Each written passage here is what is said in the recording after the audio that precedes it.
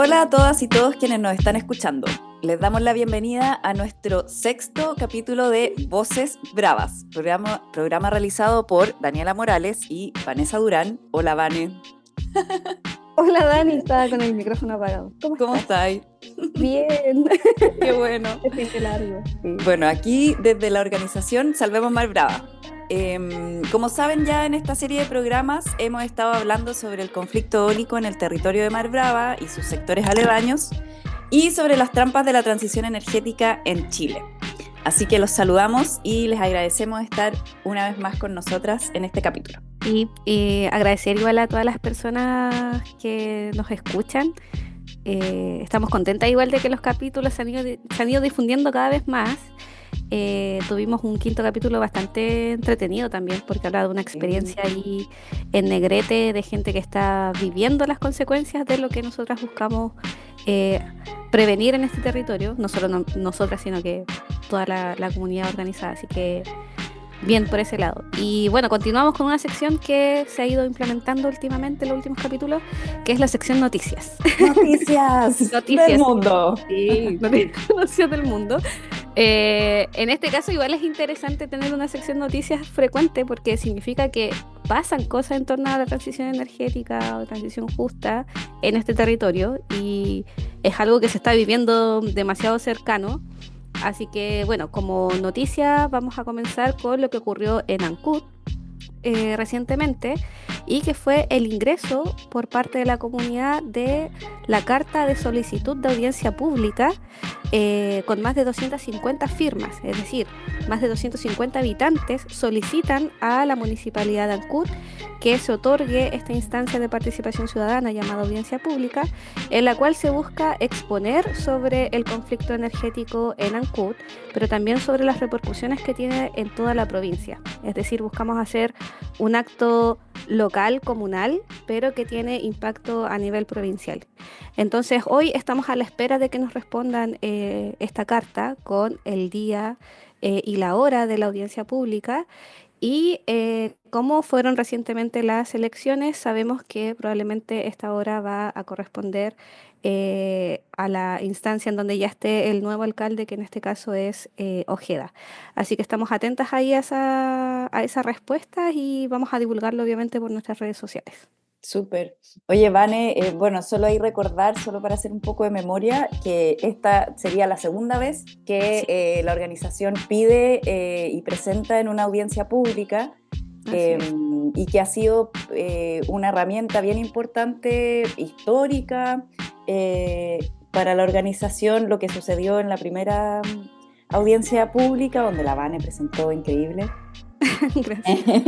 Entonces también como preguntarte, contrapreguntarte cuáles son las expectativas que tenemos o que se tienen de esa audiencia considerando la experiencia anterior. Sí, bueno, esta sería, como tú dices, la segunda instancia y por ende hay aprendizajes. Por ejemplo, en la primera ocasión de la audiencia pública, en donde está esta instancia de presentar el problema al consejo completo, pero el consejo tiene que dar respuesta a una solicitud que haga la comunidad. Entonces, en esa instancia teníamos nuestro estilo petitorio y se tomaron compromisos con el consejo. Sin embargo, varios de esos compromisos, si es que no todos, no se cumplieron. Y ahí uno de los aprendizajes es el seguimiento que tenemos que hacer post audiencia pública a lo que el Consejo compromete en esa instancia. Y sí, algo relevante y que sirve bastante como presión social es que en esa instancia, públicamente, abiertamente y quedando registro, todo el Consejo manifestó el rechazo a la ubicación del Parque Eólico Chiloé en el sector de Mar Brava. Y eso es algo que tiene una incidencia en las acciones que seguimos implementando hasta el día de hoy. Entonces, esos son como los aprendizajes y con esa experiencia es que llegamos a esta segunda instancia de solicitud y dentro de las expectativas está, bueno, una, poder empezar a plantear esta problemática como a nivel provincial, como ampliar igual el territorio. Y por otra parte, el desafío interno que nos queda es preparar este petitorio de manera colectiva. Eh, Igual comentar de que esta solicitud de audiencia se realiza también de manera colectiva a partir de una asamblea general en Ancud. Entonces queremos seguir con esa metodología. Y en ese petitorio es poder lograr compromisos asociados, por ejemplo, a los temas de ordenamiento territorial desde la perspectiva y herramientas comunales. Así que en eso estamos. Súper, muy, muy importante aprendizaje y que todo quede por escrito, en acta Y grabado y en redes grabado. sociales. Sí. Sí. Ya, bacán, muy importante las noticias de hoy. Y hoy, en este capítulo, tenemos una invitada, pero estelar. Llevamos demasiado tiempo organizando esta entrevista. Yo creo que nosotros hicimos este programa esperando esta entrevista, solamente. Sí, concuerdo. Sí, vamos a hablar un poco como sobre el activismo en torno al saqueo energético en Chiloé y cómo se vive la articulación desde los distintos territorios afectados. Y para ello tenemos hoy día a la queridísima Cindy Urrea Maturana. ¡Bravo! ¡Bravo! ¡Bravo! Necesitamos efectos especiales. Necesitamos efectos especiales. Cindy es defensora ambiental con una tremenda trayectoria, es habitante de Chonchi, vinculada a la salud crítica y participante de diversas organizaciones territoriales de Chiloé, particularmente de la Asamblea de Mujeres Insulares por el Agua, AMIPA. Así que con ustedes, Cindy Urrea. Muchas gracias. ¿Cómo Hola, estáis, Cindy? Muchas gracias, qué gusto estar acá. Gracias por la invitación a este espacio de conversación que tiene bastantes temáticas súper interesantes y han estado muy buenos los capítulos anteriores, los he escuchado todos y los he difundido un montón, así que gracias por darse el trabajo de poder hacer esto que es muy necesario para el territorio. Muchas gracias, Cindy. No, y gracias por aceptar la invitación. Nos era muy natural invitarte. Sí, era demasiado obvio que tenías que estar aquí en algún instante, así que buenísimo haber logrado la coordinación. Y bueno, como mencionaba Daniela, tienes una gran trayectoria en torno al activismo, eres alguien a quien observamos y admiramos. Sí. Como se me dice, así como te respeto, te observo y te respeto. Es mutuo, es mutuo. Es mutuo. Y bueno, queremos saber un poquito de esa trayectoria porque también creemos que es relevante entender cómo funciona, cómo se encarnan los activismos, que quienes estamos en estas cosas sabemos que no es fácil, no es algo que tenga muchas emociones placenteras, algunas sí, pero quizás la mayoría son displacenteras, no sabemos. La idea es que nos cuentes ahí tu trayectoria y cómo ha sido también tu rol importante en el tema de articulación. Nosotros hemos conversado esto en otras ocasiones, pero si yo te tuviera que dibujar como un animal, Cindy, tú serías como una arañita que teje. Sí, Entonces concuerdo. sí, la Cindy teje redes y es parte ahí de hacer conexiones importantes. Mucha gente se conoce entre sí gracias a la Cindy y gente que termina haciendo cosas importantes en el territorio. Así que queremos saber un poquito de eso, de tu experiencia en esta trayectoria del activismo y también cómo ves este rol que has asumido como articulación. No sé si es un rol asumido obligado o natural. Me imagino que natural. No lo sé, como que se ha dado solo, en realidad. Igual es raro como hablar de mí, pero igual gracias por ese reconocimiento en todo caso.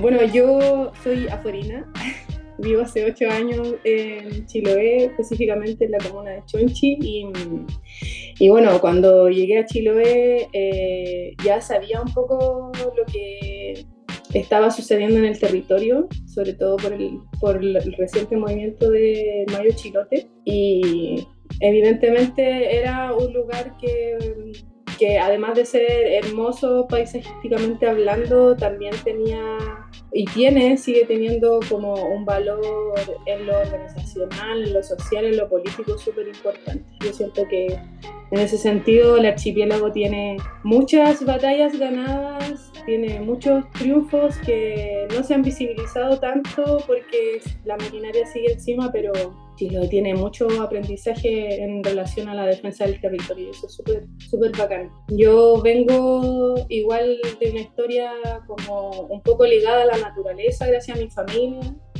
particularmente mi papá que nos llevaba siempre como a lugares de mucha naturaleza, relacionado harto a la montaña igual, y desde pequeña fui viendo un poco lo que el modelo de alguna forma fue generando en los territorios que yo habitaba desde chica, particularmente el modelo forestal. Pero claro, de eso no me di cuenta hasta que de alguna forma fui entendiendo un poco el entramado más político y económico en el que nos encontramos. Y a raíz de esas experiencias fui como relacionándome harto con el tema como de la defensa del territorio. También viniendo de sectores populares de la región metropolitana, obviamente siempre empatizando con las luchas en general sobre la desigualdad, obviamente ligada al movimiento estudiantil, y de ahí un poco también esos cruces de que la lucha ambiental también es una lucha social, si no es jardinería, como dice ahí un meme. Sí. Y me vinculé por distintas razones a un movimiento allá en la región metropolitana que en ese tiempo se llamaba Coordinadora Ciudadana Ríos del Maipo, que era la organización que se oponía al proyecto Alto Maipo de la empresa Esgener, que en ese tiempo, cuando yo ingresé, Luxic había entrado como financista de ese proyecto, ya que no tenía financiamiento para su construcción. Estaba aprobado, pero no tenía el financiamiento para su construcción. Entonces, esa diría yo que fue como la primera experiencia como más politizada de la lucha como por la defensa del territorio. Igual era un movimiento bien amplio, bien transversal, muy transversal, y de ahí saqué... Demasiado transversal. Sí, demasiado transversal.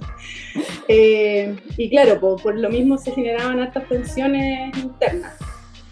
Y bueno, de ahí un poco, desde ahí también me ligué al movimiento por el agua y los territorios, que en ese tiempo se llamaba Movimiento Social por la Recuperación del Agua y la Vida. Entonces el agua vendría siendo como un elemento articulador, en este caso, de la lucha socioambiental, que tratamos de posicionar más que ambiental, porque no estamos exentos de ella. Así que... claro, acá a Chiloé llegué un poco con esa experiencia, con esa pena, con esa rabia también de lo que sucede en el territorio. Porque ¿cuántos años fueron en Alto Maipo? En Alto Maipo estuve como desde el 2013 hasta que debe haber sido como 2016, 2015, por ahí. Por ahí estuve en ese... Tampoco fue tanto tiempo, y yo llegué también cuando ya la organización en sí tenía como 9, 8 años. Entonces ya habían pasado por todo este proceso del Servicio de Evaluación Ambiental y todo lo que ya sabemos.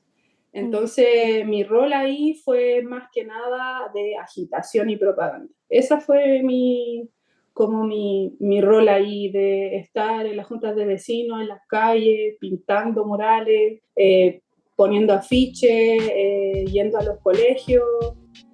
Igual teníamos obviamente muchas jornadas de autoformación, porque claro, yo soy del área de la salud y no como del área ambiental, y entonces como el mundo lo divide, tenía que mucho saber sobre aspectos más técnicos de la hidroeléctrica en sí misma, que finalmente nosotros decíamos que era una represa disfrazada de hidroeléctrica de pasada. Entonces ahí un poco se generaba esto, como desde ahí también empecé a generar como muy naturalmente esta cuestión de estar tejiendo redes, de esto de la articulación, porque finalmente yo era de San Bernardo, estaba ligada al río Maipo, porque el río Maipo pasa por San Bernardo, pero claro, nosotros nos comunicábamos con compañeros y compañeras de Puente Alto, de la Florida. Entonces era importante como sacar el conflicto, como este es un conflicto del cajón, en realidad no, es un conflicto de la región metropolitana, porque toda la región metropolitana se abastece del agua que sale de ahí.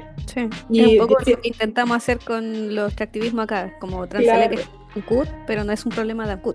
Claro, no es un problema de Ancud, exactamente, como también en el MAT, en el Movimiento por el Agua y los Territorios, también pasa mucho esto de que hay organizaciones o territorios que están luchando contra lo mismo, entonces en realidad la lucha termina de ser local, sino que ya es como que toma otro rumbo. Entonces, como que desde ahí accionaba. Y cuando llegué a Chiloé, finalmente, igual me di un tiempo, obviamente, para saber cómo funcionaban las organizaciones acá. Ya conocí a algunas personas que estaban activando en este territorio, un poco más de observadora los primeros años, como antes de meter la cuchara, dijera. Igual vengo de llegar nomás y los territorios tienen sus propias dinámicas también. Hay que avanzar con respeto.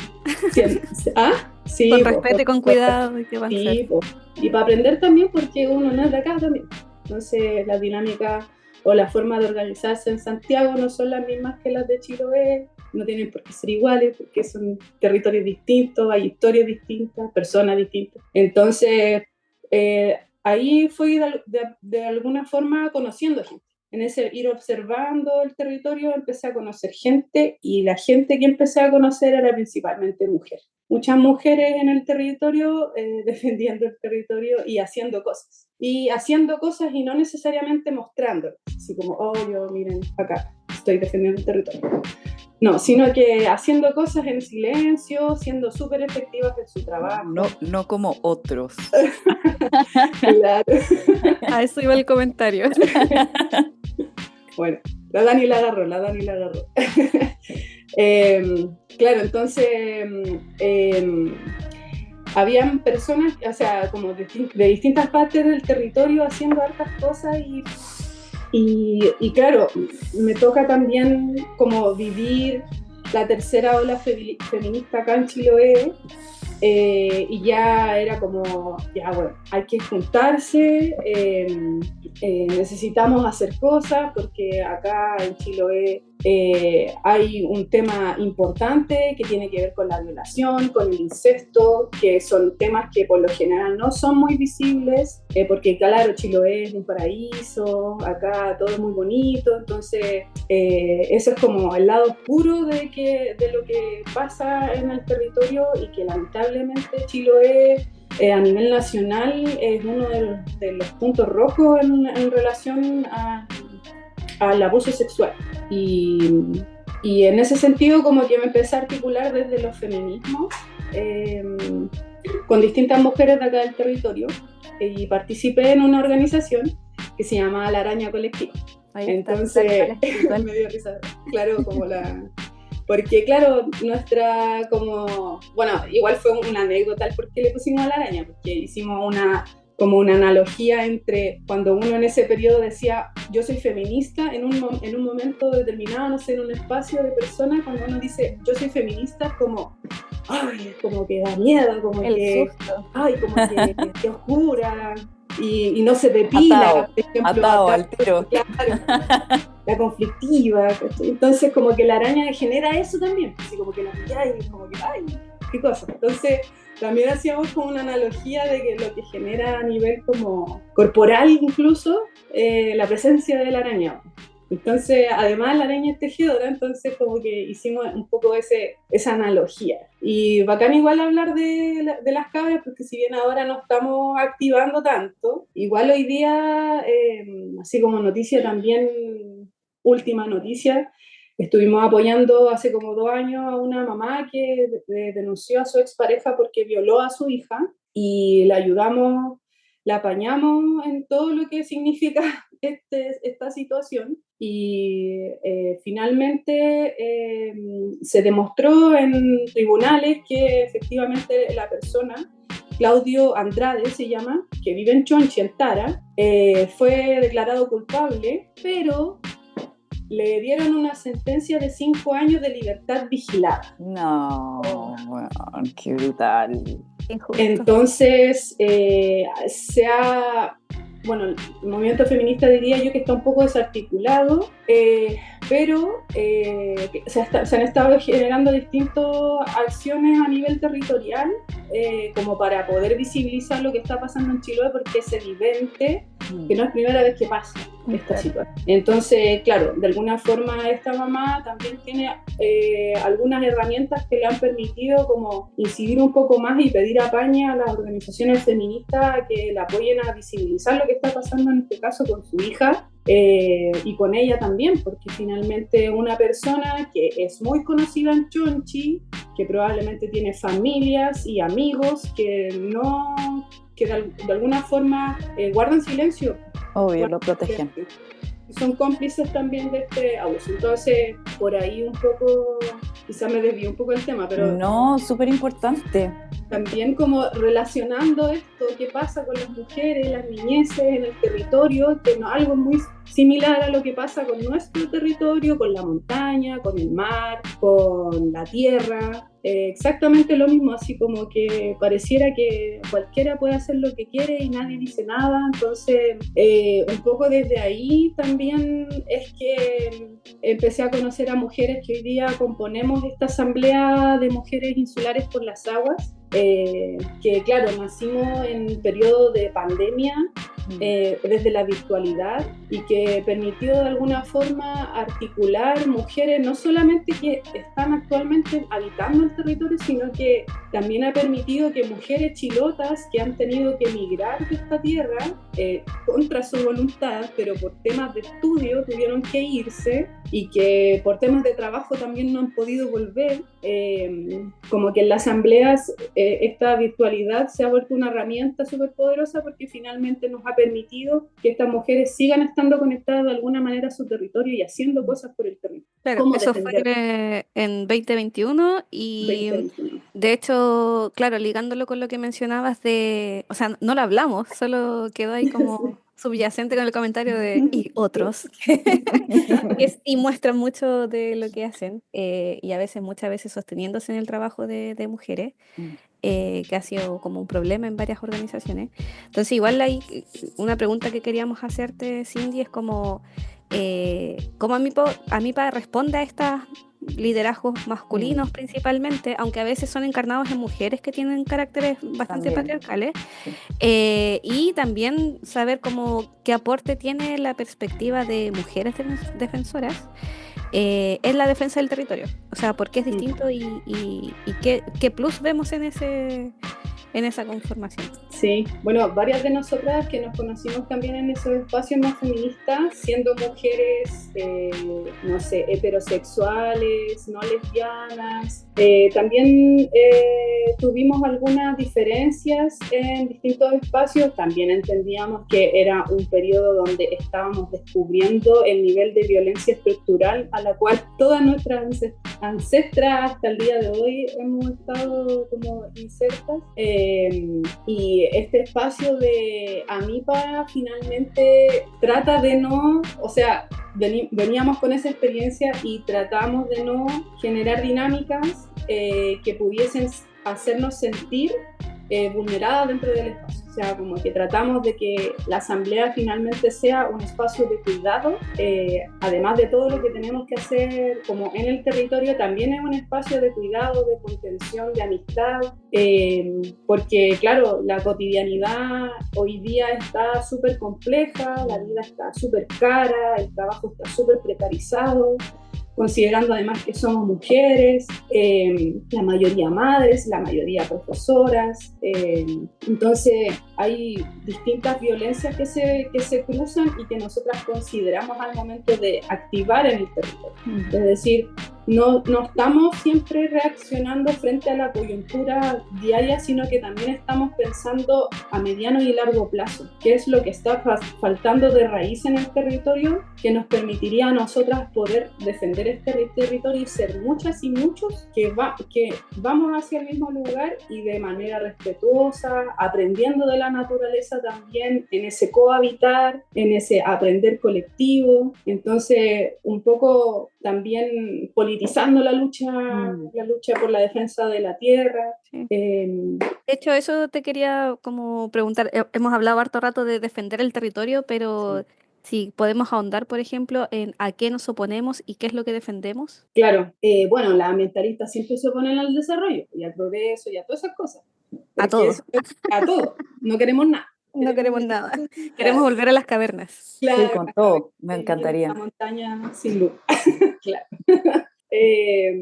Bueno, nosotros nos oponemos al modelo de muerte, al modelo capitalista, que es que, como dicen ahí unos autores como de Ecuador, que es un modelo que finalmente está contra la vida, y no estamos hablando como es un modelo que no sé, no está exento de tecnología o está exento de cosas que nos facilitan el cotidiano, sino que simplemente nosotras estamos poniendo en el centro el cuidado de la vida de las personas, más allá de su raza, más allá de su género, más allá de su tendencia. El centro de nosotras es el cuidado de la vida y la sostenibilidad de la vida. Entonces, claro, en este sentido entendemos que el modelo capitalista es el que hoy día nos tienen una multicausa de crisis, que unas a ellas se potencian y que de alguna forma caminan junto a este modelo extractivista y patriarcal, porque el cuerpo de las mujeres se ve por parte y el cuerpo territorio también, o sea, ya de esto me sirve el agua, de esto me sirve la tierra, de esto me sirve la montaña, el viento, el sol, como que si fuesen cosas separadas y no estuviesen conectadas entre sí, al igual que lo que pasa con nuestro cuerpo, con nuestra cuerpa, que fuimos cosificadas, somos cosificadas, ¿cierto? Hay una forma de usar nuestro cuerpo también para consumo del capital.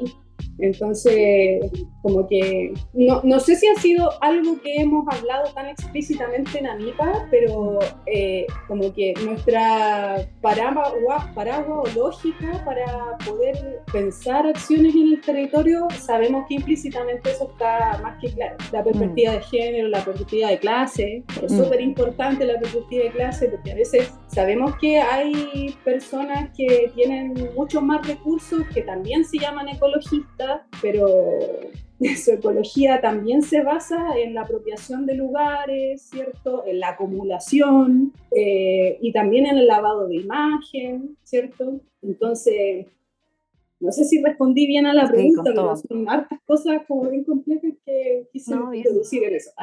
Sí, pero ahí como continuando también un poco la pregunta, hay hablado mucho del cuerpo de las mujeres y el cuerpo de la tierra. Y tú vienes del área de la salud, que creo que de conocerte un poquito, siento que es bien constitutivo también de tu discurso y tu mirada de los problemas ambientales y los problemas sociales. Entonces ahí con la Vane queríamos preguntarte un poco cómo ligáis, cómo ha sido este encuentro tanto personal tuyo, pero también me imagino mucho en la práctica, tú haces mucho terreno, estáis mucho en contacto con la gente. ¿Cómo ves tú este encuentro respecto de la salud? Tanto desde tu visión, desde tu práctica, como desde el movimiento ambiental y los movimientos y la oposición al extractivismo, o la idea o las nociones de extractivismo. Sí, bueno, yo a Chiloé llegué. Al final me preguntaron si querían que lo dijera, pero como para poder ejemplificar, yo estudié tecnología médica en el área de la física médica y que tiene que ver con las imágenes clínicas. Y yo llegué a trabajar a un resonador magnético acá del territorio. Acá no había ese servicio. Y una de las cosas que me llamó la atención y nuevamente hace como énfasis en el modelo extractivista es que a mí me llegaban muchos pacientes del IST, de la Mutual de Seguridad, de la H, y llegaban estas personas para saber, por ejemplo, si tenían alguna necrosis ósea, porque eran buzos de las salmoneras y eran aquellos que bajaban quizás muchos metros y bueno, tenían este mal del buzo que le llaman popularmente. Entonces a mí me impactó mucho que la mayoría de las personas que venían de estas mutuales de seguridad venían por esa razón. Y más me impactó saber que si yo en la imagen veía algún grado de daño a nivel del tejido óseo, básicamente esta persona, sus condiciones laborales iban a cambiar bastante. y para qué decir sus condiciones de vida, porque eso no es algo que se repare, sino que sucede y avanza. Entonces, ver personas que ya andaban con muletas porque tenían necrosis en la cadera, eso significa que ya en algún momento la persona va a tener problemas para caminar, y claro, con esa imagen así como, pucha, qué terrible lo que sucede además. De hecho, hace poco me tocó una señora, por ejemplo, que atendí, ahora actualmente me dedico a la mamografía, una señora que tenía sus dos manos así como con llagas, porque le habían cambiado unos líquidos para limpiar el salmón y al parecer, no sé si habrá fallado el protocolo de autocuidado o en realidad los químicos eran muy fuertes y no lo sé, lo desconozco, pero la persona tenía prácticamente puras llagas en sus manos y le costaba hasta sacarse la ropa, entonces la tuvimos que asistir.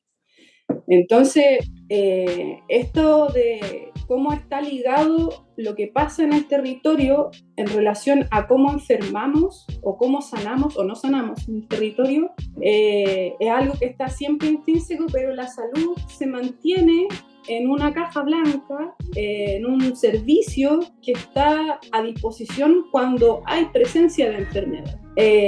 Lo veíamos con la Vanessa, siempre lo conversamos sobre lo como inocuo que es la participación de la Seremi de Salud, por ejemplo, cuando hay un proceso de evaluación ambiental donde en realidad, y me mueve la cara así como, no, terrible, porque de verdad que la visión es demasiado restringida. Y finalmente estos proyectos se emplazan en lugares donde habitan personas, y el habitar no significa que hay una casa ahí, como lo que pasa con la cordillera del Piuchén, que ellos dicen que es un sitio de aso y que nadie vive de ahí. Nosotros no vivimos ahí mismo, pero vivimos de lo que está ahí. Entonces hay una vulneración ahí a la posibilidad de que la vida de las comunidades se pueda desarrollar de forma óptima. O sea, necesitamos agua para vivir así de corto. Entonces, de alguna forma, traté, mirando esto desde mi hacer laboral, dijera, como de profesional, con esta otra mirada como más de activista, y en así como tratando de empujar casi forzosamente a cómo desde ahí también generamos alguna incidencia, porque hoy día la salud está, o sea, los profesionales de la salud a veces llegan y tienen que revisar un proyecto y en realidad no tienen ni idea porque no nos forman para eso y tampoco sabemos cuál es la relación que hay con los territorios en relación a su bienestar. Entonces, claro, hoy día hay un proyecto eólico instalado en la cordillera que está creciendo, sigue instalando más aerogeneradores y claro, probablemente ya hay algún daño a nivel de la salud de las personas que habitan cercanas a ese lugar, o no lo sabemos porque no lo hemos investigado, pero también genera en las personas que saben lo que significa que destruyan la montaña o destruyan Mar Brava, a las personas que saben lo que significa eso, de que puede cambiar del cielo a la tierra su modo de vida, su trabajo, su campo, la ganadería, eso genera un estrés. O sea, es terrible encontrarte un día y decir, oye, se van a instalar aquí, como le pasa a un amigo de acá de Mar Brava, se van a instalar 6 aerogeneradores alrededor de tu casa, así, corta. Y tú igual podés tener las vacas ahí abajo y podés tener esto así como oye, o sea, yo vivo acá, mi abuelo, mi papá, todos mis ancestros han vivido acá y tú que venís no sé de a dónde me querías instalar un montón de... Y eso genera, o sea, yo no sé si alguien puede dormir tranquilo con una idea como esa. Entonces, lo que pasa mucho también es que, claro, si no soy afectado directo, pareciera que no te importa, te da lo mismo. que no te instalen una cuestión encima, lo que pasaba en el Cajón del Maipo, pareciera ser que si no te pasa, no sé, pues la hidroeléctrica de pasada en tu patio, pareciera que no te importa, pero claro, todo está conectado, pues, entonces... Y ahí quizás como que veo un problema en dos ejes, o sea, en muchos más, pero de lo que estamos hablando en dos ejes, que es como por una parte la visión de territorio que tienen tanto los proyectos como los servicios que tienen que hacer la evaluación ambiental, que es muy localizado en donde se instalan obras y un área de influencia definida de maneras súper arbitrarias, que ya lo hemos revisado bastante, mientras que habitantes de un territorio no entienden el territorio como la casa en la que están metidos, sino que mi territorio, no sé, por ejemplo, yo cuando hablo del territorio que habito pienso en la provincia de Chiloé. Y eso es 10 comunas, 40 y tantas islas, incluye la cordillera desolada y deshabitada. Entonces, claro, ese es uno de los puntos. Y lo otro, esto de la salud solo desde la enfermedad, mientras que para mí, claro, la angustia de saber que se están instalando estos proyectos, y hoy en día que hablamos cada vez más de salud mental, menos mal que estamos avanzando en ese eje, sabemos que eso enferma, o sea, vivir con angustia enferma, no, el estrés enferma, es demasiado directo, pero pareciera que todavía estamos hablando como de magia, como de cosas demasiado... Algo que no se ve y no se mide. Claro, y los efectos acumulativos también, nadie mira que además hay varias industrias, varias afectaciones sucediendo al mismo tiempo. Claro, Una cosa, veis un proyecto. Y lo que decía también la Cindy, como los niveles de violencia estructural que están pasando, cómo también se suman a distintas como capas de violencia y van afectando a las distintas personas de distintas formas. Exactamente. Claro, y sobre todo cuando pensamos, por ejemplo, en personas que también viven o dependen de la economía local para subsistir, y esa economía local no solamente está como siendo amenazada por esta industria que se va, no sé, que va a fragmentar su territorio, sino que además está siempre siendo amenazado por el mercado global, donde todo es más de mala calidad, más barato, entonces también ahí termina siendo, como lo dice la Dani, como cruzándose distintas violencias estructurales que, claro, nosotras lo ejemplificamos en lo que pasa con los proyectos energéticos, los proyectos extractivistas en general, pero claro que se expresan en lo cotidiano, todos los días, no es algo que se vaya a acabar de la noche a la mañana. Oye, yo ahí tengo una pregunta, me voy a salir de la pauta. Yeah. Dale, Dani. Pero hablaste de la tecnología, tú usas la tecnología en tu trabajo, muy importante. Y me quedé pensando también como lo que habíamos hablado de esto de los activistas que se oponen a todo, ¿cachai? Porque pienso que todo el tema de la industria energética, sobre todo las eólicas, viene un poco como con este rollo muy de desarrollo tecnológico, medio futurista, de una naturaleza y una ciencia que se mezclan casi sin impacto para el beneficio de la gente, como mundo sin contaminación y tecnológico. Entonces también preguntarte a ti y quizás preguntarle un poco a las dos, también aprovechando que la van, igual como que siento que es una pregunta. ¿Por qué me estáis entrevistando? Sí, me puse a entrevistarla a las dos. No, pero un poco, sí, como digo, como respecto, por ejemplo, de otras formas de extractivismo, que son evidentemente como que hay una narrativa que es mucho más brutal, no sé, la minería, ¿cachai? Como que no la podéis disfrazar, pero siento que todo esto de la energía eólica, las energías renovables están muy disfrazadas, como de este rollo tecnológico, ¿cachai? Sí, entonces, como también los discursos y quizás los activismos, y preguntarles si es que lo piensan o qué sé yo, también como la Cindy hablaba de la tecnología, la Vane también usa tecnología en su trabajo, ¿cachai? sí. ¿Cómo miramos estos desarrollos tecnológicos desde distintos puntos de vista y cómo también eso quizás impacta los activismos y las narrativas de cómo presentamos esto? Y poder decir, oye, hay tecnologías que sí son necesarias, hay tecnologías que no. Hay una... bueno, es que es súper loco, porque justo hace muy poco estuve conversando con unos amigos de allá de Chonchi sobre el tema de la tecnología, porque también nos dimos una vuelta ahí. Y claro, yo cuando estudié nunca pensé que finalmente iba a llegar a que, por ejemplo, no sé, por ejemplo en Chiloé el primer resonador magnético llegó al sector privado, por ejemplo, y todavía Chiloé no cuenta con un resonador magnético en el sector público. Cacha. Múltiples variables, pero por ejemplo yo en mi vida profesional yo no soy una tecnóloga que sepa de de cómo se opera la última tecnología médica, porque hay tecnología médica que jamás va a llegar a Chile, o al menos cuando yo esté viva.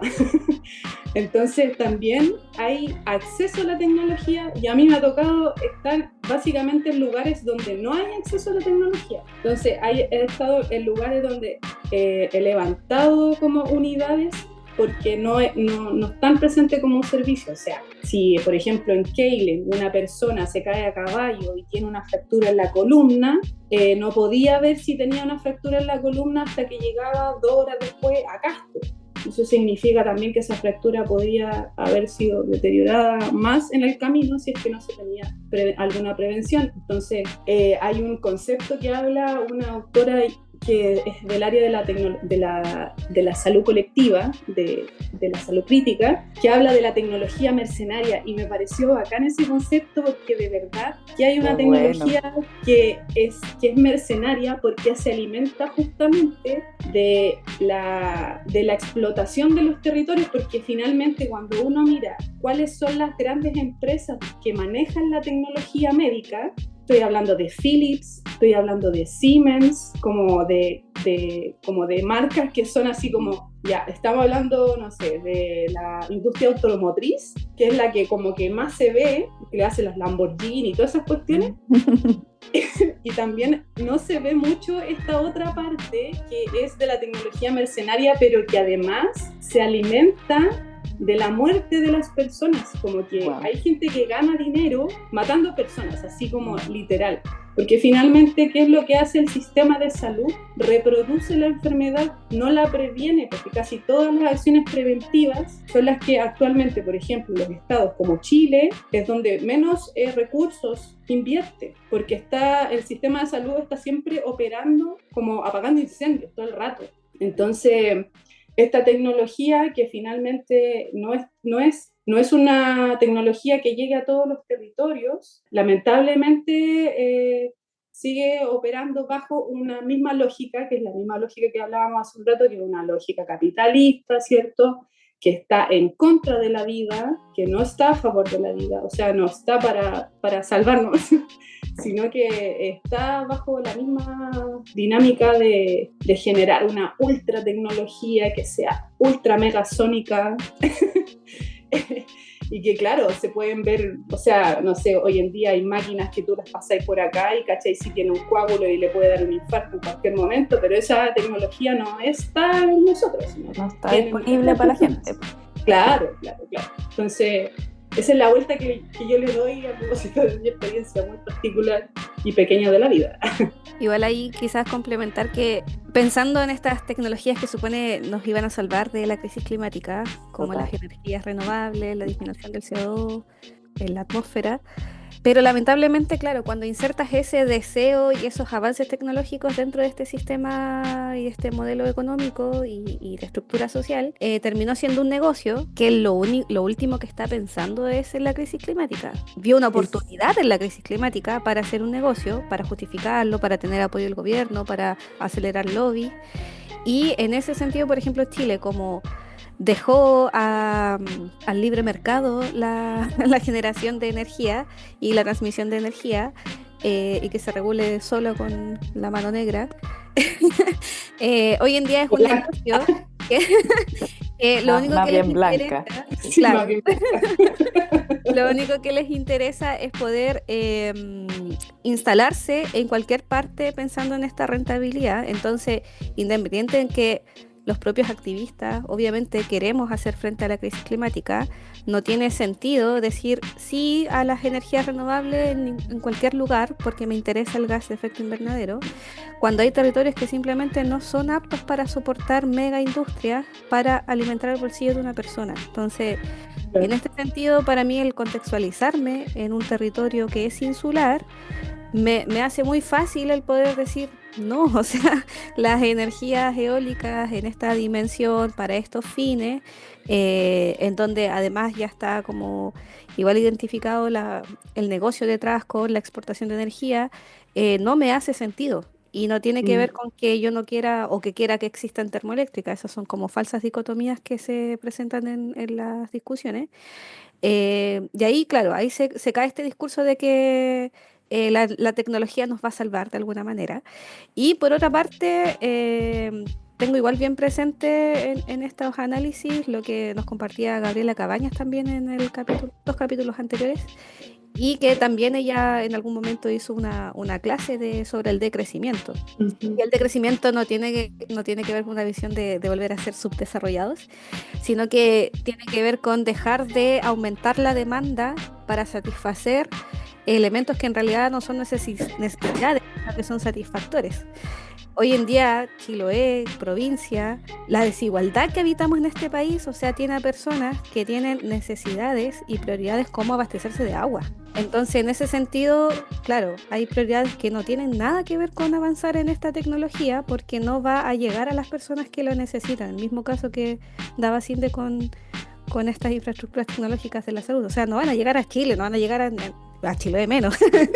Claro. O sea, Chiloé nunca. Nunca, jamás. Entonces, claro, ahí son como problemas de discurso igual. Igual yo quería hacer como una salvedad que también solemos asociar la tecnología como a cables, a cosas como electrónicas, como computacionales, programas y cosas por el estilo, pero la tecnología también está presente en prácticas que ayudan a facilitar nuestra forma de relacionarnos con el mundo. Entonces hay prácticas ancestrales de los pueblos indígenas, por ejemplo, de los pueblos mapuche huilliche, que son de alta tecnología, que no necesariamente necesita cables, sino que son prácticas culturales, ancestrales que habitaban el territorio y que le han permitido subsistir tanto tiempo, que todavía Sin están. litio.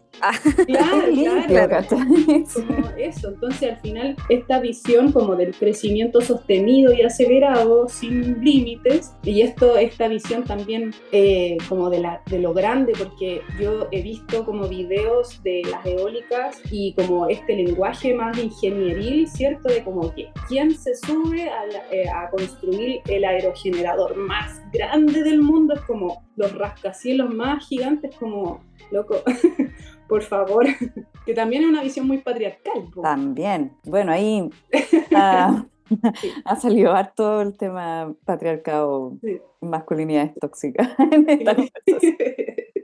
Sí, Bueno, y también teníamos otra pregunta, un poco también sobre esta visión más territorial, y preguntarte, porque bueno, para los que no saben, la Cindy, yo no sé en qué momento del día hace tantas cosas, pero participa en 1000 organizaciones. no tanto. La mega activista. Una mega activista. Entonces también si nos podías, a propósito de esto también que estamos hablando, de la mirada territorial y las distintas necesidades, ¿no es cierto? Como una mirada mucho más integral de los problemas ambientales, ¿en qué distintas otras organizaciones participáis? Aparte de AMIPA, que ya lo profundizamos harto, y en donde podéis encontrar también espacios de activar estos discursos similares, complementarios, etc. ¿Y en qué Sí. están también esas organizaciones ahora? Sí, bueno, participo también de Chiloé Libre de Saqueo Energético, que está como campaña comunicacional, ¿cierto? Que de alguna manera ayudó a visibilizar esta infraestructura del saqueo finalmente, que no es como uno o dos proyectos, sino que son varios proyectos que se entretejen en el territorio y que por ende afectan todo el territorio insular. Y también participo en el Comité Ambiental Comunal de Chonchi, que son instancias que el otro día hablábamos de cómo lo que pasó con la Convención Constitucional y todo este ambientalismo que de alguna forma permeó en ese espacio de poder hasta cierto punto, ¿cierto? Más que nada con la narrativa. Como todos los que estábamos en eso nos volcamos así como ya, el Comité Ambiental Comunal es un área donde sí hay que estar, y que ha estado súper activo acá en el territorio, y específicamente en Chonchi se activó un montón a propósito de la amenaza del proyecto Tabla Ruca de la empresa Atlas. Ha sido un espacio muy nutritivo que he podido conocer también a más personas del territorio que yo habito, y que ha generado también acciones como en el territorio de difusión, porque hay mucha gente que todavía desconoce el tema, entonces como información más situada a la comuna, y también cómo se teje este mismo espacio de CAC con otras organizaciones que han habitado o han activado hace rato también en el territorio, como este espacio cultural de la nave ballena, que también es un espacio súper importante. Ahora, no digo que sea el único, obviamente también yo como no nacía y criada en el territorio de Chiloé, también mis redes son otras que no son normalmente las que podrían generarse como desde familias más antiguas, por ejemplo, de Chonchi, no sé. Pero igual de alguna forma tenemos ahí intercambio, porque vivimos en la misma comuna. Y por otro lado está también la mesa de Chiloé en defensa del agua, que es una mesa de trabajo que de alguna forma se articuló a propósito de la activación de la línea de alta tensión de Gamboa Chonchi, de la empresa Saesa, que ayudó de alguna forma a articular también distintas organizaciones, el CAC de Castro, el CAC de Chonchi y otras organizaciones, comunidades indígenas, como para hacerle frente un poco al proceso de participación ciudadana de la línea de Gamboa Chonchi.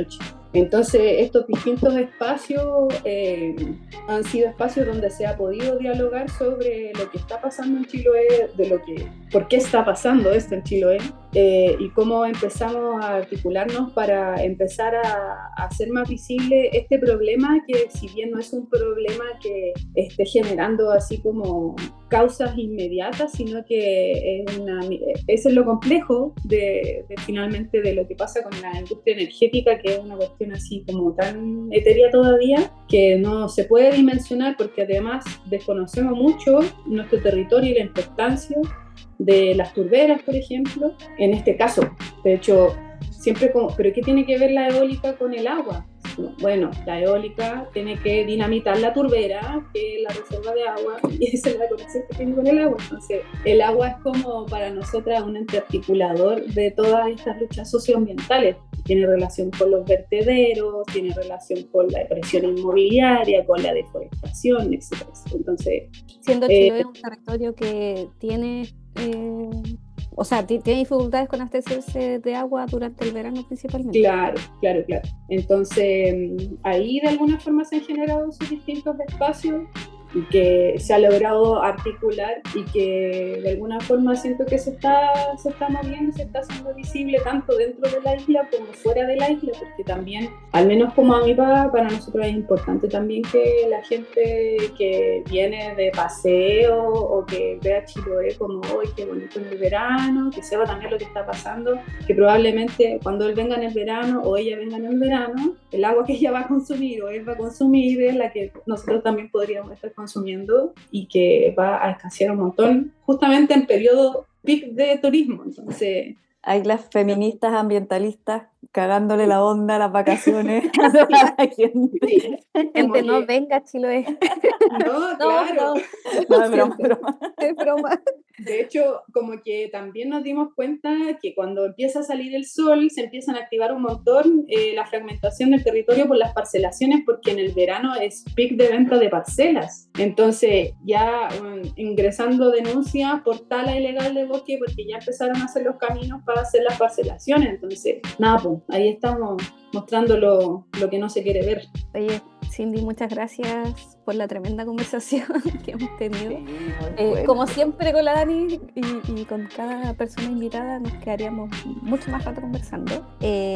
Pero gracias por todo lo que nos comentaste, por la visión igual que tienes del territorio y desde estas distintas organizaciones. Creo que tu experiencia es súper valiosa. Por eso igual queríamos hablar contigo en lo personal también, no solamente como desde lo que haces. Así que gracias por esa compartir. Y bueno, no sé, Dani, si quieres decir algo para cerrar o cerramos nomás, no sé si quedó algo. No, nada, agradecerle a la Cindy su tiempo, su trabajo, mandarle saludos al Seba también, a la familia. Claro. Sí, y agradecerle a la Vane también, estamos aquí un domingo en la mañana trabajando. Y nada, bueno, como siempre, les pedimos a todas y a todos, por favor, que nos ayuden a compartir para llevar estas historias, esta información y estas reflexiones a la mayor parte posible, son muy necesarias. Y así también informarnos lo que sucede en Chiloé, pero también en otros territorios. Hoy día hablamos también de Santiago, en el capítulo pasado hablamos de Negrete, así que para que todo el país, la mayor cantidad de gente se pueda informar sobre lo que está pasando con la energía eólica y la industria energética, o como nos decía el otro día Edgardo, el cartel de la energía que está... ¿verdad? Sí. Bueno, eso sí. a todas las comunidades afectadas por esta industria. Así que, Y las tecnologías mercenarias. y las tecnologías mercenarias, me encantó. Así que nada, eso. Es como capítulo de Halloween, Sí, capítulo de Halloween, me encanta. del terror. Ya, muchas gracias y saludos saludos a todas y a todos. Gracias por invitarme. Saludos, gracias. Chao. Chao, chao.